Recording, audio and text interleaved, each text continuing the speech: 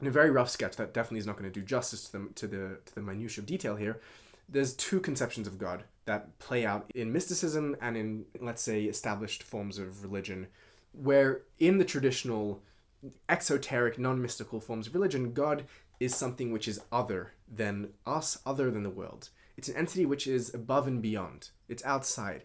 There's a real ontological, there's a real existential difference between God and everything else, between creator and creation.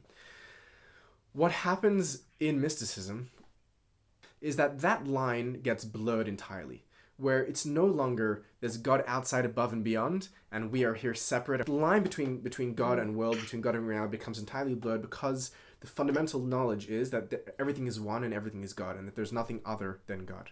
So there can be no matter, no creation, no human, no experience, no moment that's outside, that's other than God, because outside of God nothing else exists. And this is an idea which is really fundamental to all mysticism. In Islam, they talk about God as wujud, as being, as existence. And God is the only true existence. And anything that has existence only has existence insofar as it's participating in the divine. And therefore, everything is God. And it's only a matter of us getting beyond our own veil where we don't see the reality of God. It's only the ignorance which doesn't allow us to see that. But once we can get past that ignorance, we see how everything is really God. And the Zohar is an incredible, incredible text because it does two things with the conception of the divine based on the schema that we've just been talking about.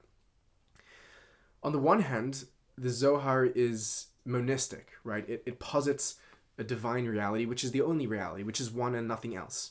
And everything, insofar as it exists, partakes of that existence. And in that sense, it's standard mysticism, it's standard monism. But the Zohar, in some sense, is also post-monistic, where it introduces a whole divine family. There's the father and the mother, there's like these archetypes and personas and mythical beings. It's a whole circus of divinity, and it seems very non-monistic. And this is actually a very interesting irony that specifically within monistic traditions, and if you're studying Hinduism, you know this very well, there's a sort of a post-monistic phase where you have a whole plethora of gods, and the realization there is, I think if we wanted to boil down that sort of theology, and we speak about this at length in the Zohar video, sort of the entire mythology that's created of these interacting divine personas, and with intense interplay and with sexuality and with gender and with feelings and with a lot of things going on. It doesn't seem very monistic. If we wanted to translate this out of that theological language into metaphysical language, we would say like this: that true unity manifests itself and finds itself expressed specifically in the multiplicity and in the many. It's when the many can come together and be all seen as one, that's when you have real unity.